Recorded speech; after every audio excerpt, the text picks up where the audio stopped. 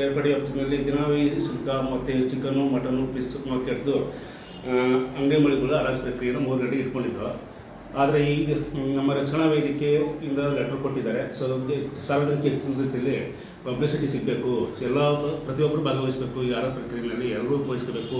ಅದರಿಂದ ಹೆಚ್ಚಿನ ರೀತಿ ಪಬ್ಲಿಸಿಟಿ ಕೊಡಿ, ಪಾಂಪ್ಲೆಟ್ಸ್ ಹೊಡಿಸಿ, ಬ್ಯಾನರ್ಗಳು ಹಾಕಿ ಮತ್ತು ಆಟೋ ಪ್ರಚಾರ ಮಾಡಿ ಅಂತ ಹೇಳಿದ್ದಾರೆ. ಸೊ ಆ ಲೆಟರ್ ಕೂಡ ಕನ್ಸಿಡರ್ ಮಾಡ್ತಾ ಇದ್ದೀನಿ. ಮತ್ತು ಈ ಅಧ್ಯಕ್ಷರು ಕೂಡ ಲೆಟರ್ ಕೊಟ್ಟಿದ್ದಾರೆ. ಸದ್ಯಕ್ಕೆ ನಮ್ಮ ಸದಸ್ಯರುಗಳ ಜೊತೆ ಎಲ್ಲ ಮಾತಾಡಿಕೊಂಡು ಮುಂದಿನ ದಿನಾಂಕದಲ್ಲಿ ಪಡಿಸ್ಕೊಂಡು ನಾವು ಆರೋಗ್ಯ ಪ್ರಕ್ರಿಯೆ ಮಾಡೋಣ. ಇವತ್ತು ಕೂಡ ಬ್ಯಾಂಕ್ ಟ್ರಾನ್ಸಾಕ್ಷನ್ ಕೂಡ ಇರೋದಿಲ್ಲ, ಸದ್ಯಕ್ಕೆ ಮುಂದೂಡಿ ಅಂತ ಲೆಟರ್ ಕೊಟ್ಟಿದ್ದಾರೆ. ಸೊ ಈ ಎರಡೂ ಕಾರಣದಿಂದ ಇವತ್ತು ಏನಿತ್ತು 3 ಗಂಟೆ ಅಂಗಡಿ ಮಳಿಗಾರ ಪ್ರಕ್ರಿಯೆಯನ್ನು ತಾತ್ಕಾಲಿಕವಾಗಿ ಮುಂದೂಡ್ತಾ ಇದ್ದೀವಿ. ತಮ್ಮ ಹೆಸರು ಸರ್? ನಟರಾಜ್ ಅಂತ ಚೀಫ್ ಆಫೀಸರ್ ಕೇರ್ಪೇಟೆ. ಬೇರೆ ಯಾರೋ ಬಂದು ಇಲ್ಲಿ ಏನೋ ಮಾಡ್ತಾರೆ ಅಂತ ಏನಿಲ್ಲ, ಮಾಡಿದ್ರೆ ಒಂದಷ್ಟು ಹೊಸತನಕ್ಕೆ ಒಂದಷ್ಟು ಜನಕ್ಕೆ ಅವಕಾಶ ಅಂತ ಗ್ಯಾರಂಟಿ ಆಯ್ತದೆ. ಎಲ್ಲಕ್ಕಿಂತ ಹೆಚ್ಚಾಗಿ ಪುರಸಭೆಗೆ ಹೆಚ್ಚು ಆದಾಯ ಬರ್ತದೆ. ಪುರಸಭೆಗೆ ಹೆಚ್ಚು ಆದಾಯ ಬಂದರೆ ಸರ್ಕಾರಗಳು ಕಾಯನೇ ಬೇಕಿಲ್ಲ, ನೀವೇ ಓನಾಗಿ ಏನೇನಾದ್ರು ಡೆವಲಪ್ಮೆಂಟ್ಸ್ ಮಾಡ್ತಾ ಇರ್ಬೋದು. ಮೊನ್ನೆ 20 ಕೋಟಿದು ಇನ್ನು ಮುಂಗಡ ಪತ್ರನ ನೀವು ಮಂಡಿಸಿದ್ರಿ ನಿಮ್ಮ ನೇತೃತ್ವದಲ್ಲಿ. ಇನ್ನೂ ಆಗ 20 ಕೋಟಿ ಜಾಸ್ತಿ 40 ಕೋಟಿ ಆಯಿತು, ಇನ್ನೂ ಜಾಸ್ತಿ ಮಳಿಗೆ ಮಾಡಿ ಐಟೆಕ್ ಬಿಲ್ಡಿಂಗ್ ಮಾಡೋದು ವಸೀಲೆ ಆಯ್ತು. ಹೇಳಿ ಸರ್, ಆ ಬಿಲ್ಡಿಂಗ್ ಕಟ್ಟೋಕೆ ಐಟೆಕ್ ಮಾಡು ಸಾಲ ಕೊಡ್ತಾರಲ್ಲ,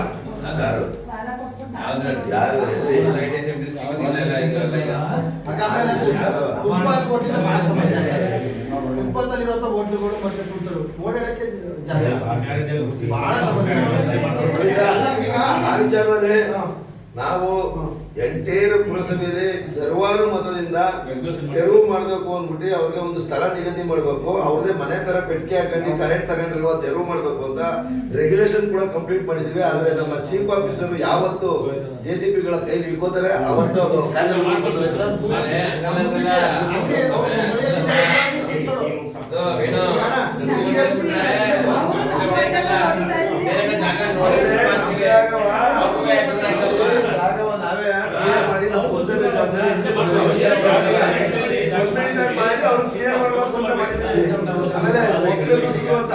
ಕೇರ್ಪೇಟೆ ಏನು ಪುರಸಭಾ ವ್ಯಾಪ್ತಿಯಲ್ಲಿ ವಾಣಿಜ್ಯ ಮಳಿಗೆಗಳು ಹಲವಾರು ವರ್ಷಗಳಿಂದ 16 ವರ್ಷ ನಮ್ಮ ಕಂಡಂಗಂತೂ ಯಾವಾಗಲೂ ಬಹಿರಂಗ ಹರಾಜಾಗಿಲ್ಲ.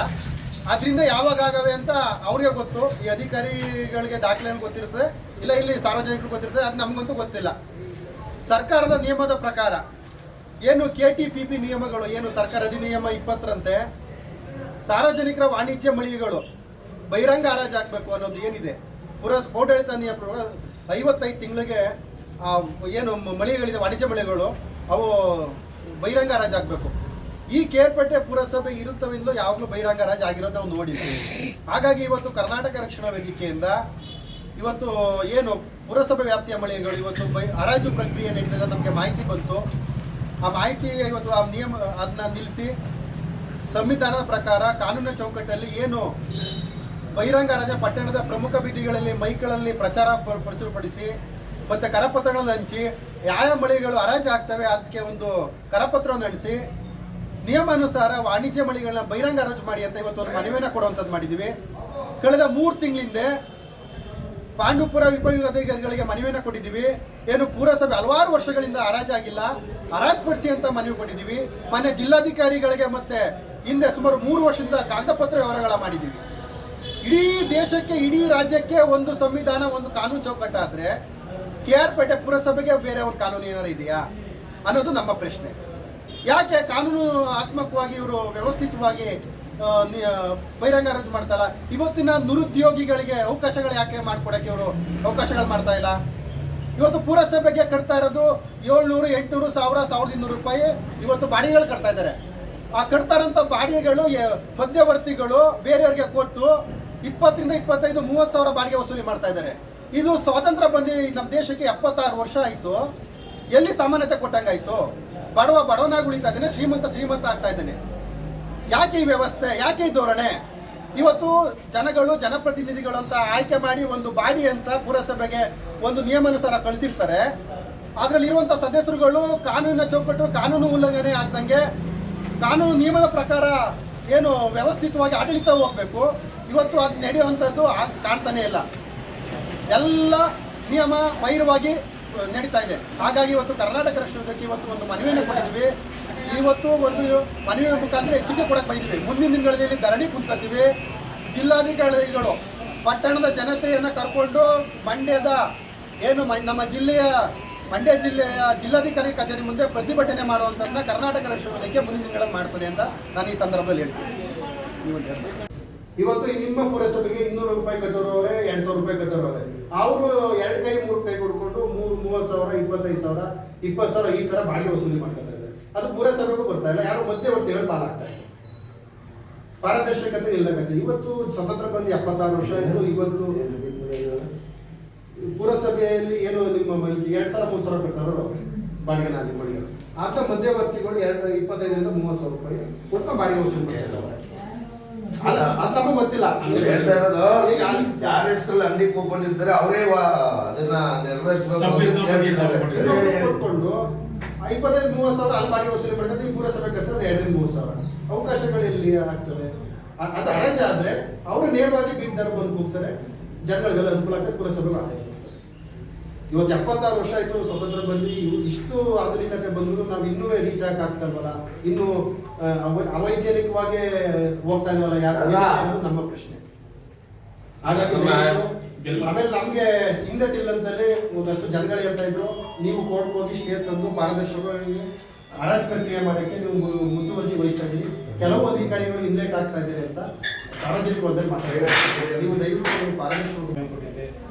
ಈಗ ಅಧ್ಯಕ್ಷರಾಗಿ ನಿಮಗೆ ಜವಾಬ್ದಾರಿ ಜಾಸ್ತಿ ಇದೆ, ಮತ್ತು ನಮಗೆ ಹೆಚ್ಚು ಆದಾಯ ಬರುವಂಥ ಅವಕಾಶ ಇರುವಂಥದ್ದು. ಹೆಚ್ಚು ಆದಾಯ ಬಂದರೆ ನಮ್ಮ ಅಧ್ಯಕ್ಷರಾಗಿ ನಿಮ್ಮ ಅವಧಿಯಲ್ಲಿ ಒಳ್ಳೊಳ್ಳೆ ಕೆಲಸ ಮಾಡೋಕ್ಕೂ ಅನುಕೂಲ ಆಯ್ತದೆ. ಈ ದೃಷ್ಟಿಯಲ್ಲಿ ಬಹಿರಂಗ ಹರಾಜಾದರೆ ವೈಜ್ಞಾನಿಕವಾಗಿ ಸರ್ಕಾರದ ಉದ್ದೇಶಗಳು ನಿಯಮಗಳ ಅನುಸಾರವಾಗಿ ಆದಾಗ ಯಾರು ಸರ್ವಕಾರು ಸಲ್ತದೆ, ನಿಮ್ಗೆ ಹೆಚ್ಚು ಆದಾಯ ಬರ್ತದೆ. ಹೆಚ್ಚು ಆದಾಯ ಬಂದಾಗ ಆಟೋಮೆಟಿಕ್ಕಾಗಿ ಪುರಸಭೆ ವ್ಯಾಪ್ತಿಯಲ್ಲಿ ಉದ್ಧಾರ ಆಗೋದಕ್ಕೆ, ಡೆವಲಪ್ಮೆಂಟ್ಸ್ ಆಗೋದಕ್ಕೆ ಎಲ್ಲ ಅನುಕೂಲ ಆಯ್ತದೆ. ಈ ನಿಟ್ಟಿನಲ್ಲಿ ಬಹಿರಂಗ ಹರಾಜಿಗೆ ಅವಕಾಶ ಮಾಡಿಕೊಡ್ಬೇಕು ಅಂತ ತಮಗೆ ಮನವಿ ಮಾಡ್ತೀವಿ. ಏನಂದ್ರೆ ಇವತ್ತೇನೋ ಬಹಿರಂಗ ಹರಾಜುಗಳನ್ನ ಮಾಡ್ತಾ ಇದ್ರಿ ಅನ್ನೋದು ನಮ್ದು ಮಾಹಿತಿ. ನಾವು ಹಿಂದೆನೂ ಉಪವಿಭಾಗಗಳಿಗೆ ಮನವಿ ಕೊಟ್ಟಿದ್ದೀವಿ. ಏನು ಪುರಸಭೆ ವ್ಯಾಪ್ತಿಯಲ್ಲಿ ಇರುವಂಥ ಮಳೆ 130ಕ್ಕೂ ಹೆಚ್ಚು ಏನು ಮಳೆಗಳಿದೆ.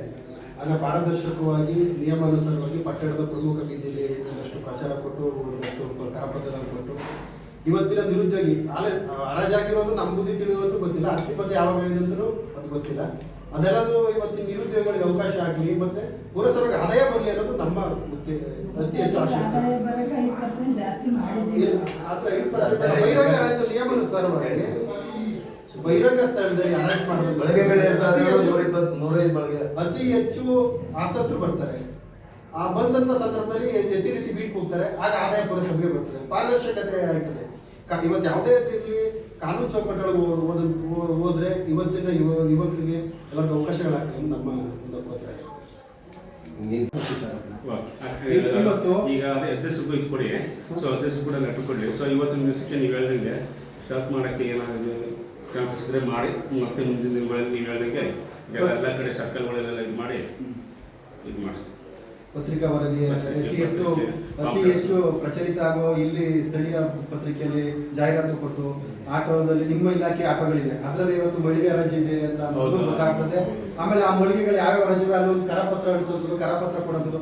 ಅತಿ ಹೆಚ್ಚು ಇವತ್ತಿನ ನಿರುದ್ಯೋಗಿಗಳು ಅತಿ ಹೆಚ್ಚು ಅದರಲ್ಲಿ ಹರಾಜಲ್ಲಿ ಭಾಗವಹಿಸ್ತಾರೆ, ಅತಿ ಹೆಚ್ಚು ಕೂಗ್ತಾರೆ. ಪುರಸಭೆಗೆ ಆದಾಯ ಬರ್ತದೆ, ನಿಮ್ಮ ಡೆವಲಪ್ಮೆಂಟ್ಗೆ ಒಂದಷ್ಟು ಸಹಕಾರ ಆಗ್ತದೆ. ಹಾಗಾಗಿ ಆಡಳಿತ ಮಂಡಳಿ ಸದಸ್ಯರುಗಳು ಎಲ್ಲ ಇದ್ರೆ ಕಾನೂನು ಚೌಕಟ್ಟೊಳಗೆ ಹೋಗ್ಬೇಕು ಅಂತ ಕಾನೂನು ವಿರುದ್ಧ ಹೋಗಕ್ಕಾಗಲ್ಲ. ಈಗ ಇದೊಂದು ಥರ ಮಾಡ್ತಾರೆ, ಮುಖ್ಯ ಅಧ್ಯಕ್ಷರು ಹಾಕ್ಬಿಟ್ಟು ಹೇಳ್ಬಿಟ್ಟು ಸ್ಲ್ಯಾಸ್ ಹಾಕಿ ಸ್ಲ್ಯಾಸ್ ಅಂತ ಹಾಕಿ ಹೇಳ್ಬಿಟ್ಟು ಹಿಂಗೆ ಮಾಡ್ಬಿಟ್ಟು ಕೊಡೋಣ ಅಂತ. ಬಟ್ ಅದೊಂದು ಕಾನೂನಲ್ಲಿ ಅವಕಾಶ ಇಲ್ಲ. ಅದಕ್ಕೆ ನಾನು ಸರ್ ಇಲ್ಲಿ ಪುರಸಭೆ ಒಂದು ಸಣ್ಣ ಜಯಂತಿ ಅಥವಾ ಇಲ್ಲಿ ಸ್ಥಳೀಯ ಪತ್ರಿಕಾ ಮಿತ್ರರನ್ನ ಕರೆದು ಅಡ್ವರ್ಟೈಸ್ ಕೊಡುವಂಥದ್ದು ಮಾಡ್ತೀವಿ. ಇಲ್ಲಿ ಸ್ಥಳೀಯ ಪತ್ರಿಕೆ ಏನಿದ್ದಾರೆ ಇಲ್ಲಿ ಯಾರ್ದಾರ ಒಂದು ಸಿಬ್ಬಂದಿಗಳು ಹುಡ್ತಪ್ಪ ಆದ್ರೂ ಕೇಕ್ ಕಟ್ ಮಾಡಿಸಿದ್ರು ಸ್ಥಳೀಯ ಪತ್ರಿಕೆ ಮುಖಾಂತರ ಗೊತ್ತಾಗ್ತದೆ. ಆದ್ರೆ ಇವತ್ತು ಒಂದು ಬಹುದೊಡ್ಡ 3 ಗಂಟೆಗೆ ಹರಾಜು ಪ್ರಕ್ರಿಯೆ ನಡೀತಾ ಇದೆ, ಆದ್ರೆ ಪಟ್ಟಣದ ಜನತೆಗೆ ಗೊತ್ತಿಲ್ಲ. ಹಲವಾರು ಜನತೆ ಏನಿದು ಕಾರಣ? ಇದು ಆಡಳಿತ ವೈಫಲ್ಯ ಮಾಡಬೇಕಾಗ್ತಿದ್ದು. ಅದಕ್ಕೆ ರೆಸ್ಪಾನ್ಸ್ ಮಾಡಿದ್ರೆ 3 ಡೇಸ್ ಬೇಕು ಮೀಟಿಂಗ್ ಡೆವಲಪ್ಮೆಂಟ್ ಮಾಡ್ಬೋದು ಕಂಟ್ರಿಟಿಗೆ. ಸೊ ಅದು ನನಗೆ ಇಷ್ಟ ಆಗಿಲ್ಲ. ಮೇಲಧಿಕಾರಿಗಳು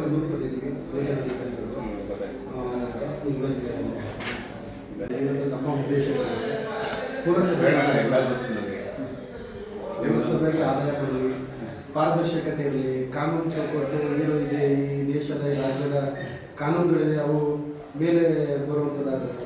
ಏನಾಗ್ತಾ ಇದೆ ಅಂದರೆ ನಮ್ಮ ಪುರಸಭೆ, ಈ ಪುರಸಭೆ ವ್ಯಾಪ್ತಿಯಲ್ಲಿ ಸುಮಾರು 30-40 ವರ್ಷ ನಾವು ಕಂಡಂಗೆ ಬಹಿರಂಗ ಹರಾಜುಗಳು ಯಾವುದೂ ಆಗಿಲ್ಲ. ಮಳಿಗೆಗಳು ನಾವು ತಿಂಗಳು 150ರಿಂದ 125 ಮಳಿಗೆಗಳಿದೆ. ಅಲ್ಲೇನಾಗ್ತಾ ಇದೆ, ಪುರಸಭೆಗೆ ಬರ್ತಾ ಇರೋದು ಏನಂದರೆ ಅಲ್ಪ ಪ್ರಮಾಣದ ಆದಾಯ. ಇವತ್ತು ಅವ್ರಿಗೆ ಖಾಸಗಿ ಇಲ್ಲಿ ಏನು ನಿಮ್ಮಲ್ಲಿ 2-3 ಸಾವಿರ ರೂಪಾಯಿ ಪುರಸಭೆ ಕಟ್ತಾ ಇದ್ದಾರೆ ಏನು ಬಾಡಿಗೆನ, ಅವ್ರು 25-30 ಸಾವಿರ ರೂಪಾಯಿಗೆ ಬಾಡಿಗೆಗಳನ್ನ ಬಿಟ್ಕೊಳ್ಳುವಂಥ ವ್ಯವಸ್ಥೆ ಆಗ್ತಾರೆ. ಇಲ್ಲಿ ಪ್ರಾಮಾಣಿಕ ಉದ್ಯಮ ನಡೆಸುವಂಥವ್ರಿಗೆ ಅನ್ಯಾಯ ಆಗ್ತಾ ಇದೆ. ಇವತ್ತಿನ ನಿರುದ್ಯೋಗಿ ಯುವಕರಿಗೆ ಯಾವ ಅವಕಾಶಗಳು ಸಿಗ್ತಾ ಇಲ್ಲ. ಇವತ್ತು ಸರ್ಕಾರಕ್ಕೆ ಮತ್ತು ಪುರಸಭೆಗೆ ಬರುವಂಥ ಆದಾಯ ಕುಂಠಿತ ಆಗಿದೆ. ಇದೆಲ್ಲ ಉದ್ದೇಶವನ್ನು ನಾವು ಇಟ್ಕೊಂಡು ಇದನ್ನ ನಿಮಗೆ ಒಂದು ಗಮನಕ್ಕೆ ತರಬೇಕು ಅಂತೇಳಿ ಇವತ್ತು ನಾವು ಕರ್ನಾಟಕ ಸ್ವೀಕಾರ ಮಾಡಿದ್ದೀವಿ ನಿಮ್ಮ ಇಲಾಖೆಗೆ. ಮತ್ತು ಕಳೆದ 3 ತಿಂಗಳಿಂದ ಹೆಸರಿಗೆ ಮನವಿ ಕೊಟ್ಟಿದ್ದೀವಿ. ಸರ್, ಇನ್ನು ಬಹಿರಂಗ ಹರಾಜು ಆಗಬೇಕು, ಸುಮಾರು ವರ್ಷಗಳಿಂದ ಹರಾಜೇ ಆಗಿಲ್ಲ, ಪುರಸಭೆ ವ್ಯಾಪ್ತಿಯ ಮಳಿಗೆಗಳು ಈ ಥರ ಆಗ್ತಾ ಇದೆ ಅಂತ ಹೇಳಿದ್ವಿ. ಜೊತೆಗೆ ಇನ್ನೊಂದೇನೆಂದರೆ ಹಳೆ LIC ಬಿಲ್ಡಿಂಗ್ ಏನು ಬಸ್ ಸ್ಟ್ಯಾಂಡ್ ಪಕ್ಕ ಇರುವಂಥ ಬಿಲ್ಡಿಂಗ್, ಅದರ ಆಯಸ್ಸೆ ಮುಗ್ದೋಗಿದೆ. ಅದು ಪಟ್ಟಣದ ಹೃದಯ ಭಾಗದಲ್ಲಿದೆ. ಅದೇನಾಗ್ತಾ ಇದೆ ಅಂದರೆ ಪ್ರತಿದಿನ ಲಕ್ಷಾಂತರ ಜನ ಈ ತಾಲೂಕಿನ ರೈತಾಪಿ ವರ್ಗ ಮತ್ತು ಸಾರ್ವಜನಿಕರು ಆ ಮಳಿಗೆಗಳಿಗೆ ಒಂದು ಉತ್ಪನ್ನ ತಗೊಳಕ್ಕೆ ಬರುವಂಥ ಪರಿಸ್ಥಿತಿ, ಮತ್ತು ಪಟ್ಟಣದ ಹೃದಯ ಭಾಗದಲ್ಲಿರೋದ್ರಿಂದ ಅನಾಹುತ ಹಾಕಿ ಮುಂಚೆ ಏನು ಅದು ನೋಡಿ, ಅದು ಆಲ್ರೆಡಿ ಮೇಲ್ಗಡೆ ಚಾವಣಿ ಎಲ್ಲ ಕಸ್ಕೊಂಡ್ಬಿಡುವಂಥ ಪರಿಸ್ಥಿತಿ ಇದೆ. ಅದು ಮುಂದಿನ ದಿನಗಳ ದೊಡ್ಡ ಅನಾಹುತ, ಎಷ್ಟೋ ಪ್ರಾಣ ಹಾನಿ ಆಗುವಂಥದ್ದು ಏನಾದ್ರು ಮುಂದೆ ಆಗುವಂಥದ್ದು ಏನಾದ್ರು ಇದ್ದರೆ ಅದನ್ನು ತಪ್ಪಿಸಿ ಈಗಲೂ ನಿಮ್ಮ ಇಲಾಖೆ ಅದ ಒಂದು ಡೆಮಾಲಿಷ್ ಮಾಡಿ ಹೊಸದಾಗಿ ಬಿಲ್ಡಿಂಗ್ ಕಟ್ಟುವಂಥದ್ದಾಗಬೇಕು. ಇಲ್ಲಾಂದರೆ ಖಾಲಿ ಪಡಿಸಿ ನಿಮ್ಮ ಅನುದಾನ ಇದ್ರೆ ಕಟ್ಬೋದು. ನನ್ನ ಎನ್ಕ್ವೈರಿ ಮಾಡಿಸೋ ಸಂಬಂಧಪಟ್ಟಿಲ್ಲ ಏನು ಇಂಜಿನಿಯರ್ಸ್ಗಳಿದ್ದಾರೆ ನಿಮ್ಮ ಇಲಾಖೆಯಲ್ಲಿ, ಅವ್ರನ್ನ ಬಿಟ್ಟು ಅದು ಮಾಡೋದು ಗೊತ್ತಾಗ್ತದೆ. ಪ್ರಾಣ ಹಾನಿ ಆಗುವಂಥ ತಪ್ಪಿಸಿ ಅಂತ ನಾವು ಕೇಳ್ತೀವಿ. ನೋಡಿ, ನಿನ್ನೆ ಯಾವುದೋ ಒಂದು ದೇಶದಲ್ಲಿ ರಿಪೋರ್ಟ್ ಮಾಡೋದಕ್ಕೆ ಇಲಾಖೆಗೆ ಬಹಿರಂಗ ಹರಾಜು ಆಗಲಿ ಸರ್. ಸರ್ಕಾರಕ್ಕೆ ಪಾರದರ್ಶಕ ನೀವು ಸರ್ಕಾರಿ